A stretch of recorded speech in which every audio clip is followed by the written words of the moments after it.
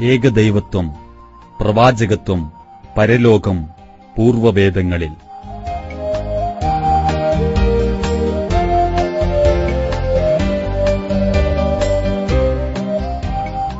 മനുഷ്യാരംഭം മുതൽ ഏകനായ ദൈവത്തിൽ നിന്നുമുള്ള അരുളപ്പാടുകളുടെ അടിസ്ഥാനത്തിലായിരുന്നു ജീവിതാധ്യാപനങ്ങൾ ലഭിച്ചുകൊണ്ടിരുന്നത്.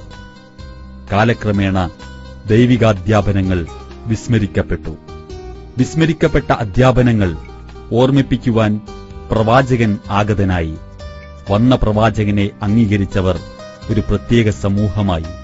അല്ലാത്തവർ ദൈവിക സന്ദേശങ്ങൾ വിസ്മൃതമായ പഴയ നിയമത്തിൽ തന്നെ അള്ളിപ്പിടിച്ചു നിന്നു. അവരും വേറിട്ട ഒരു സമൂഹമായി മാറി.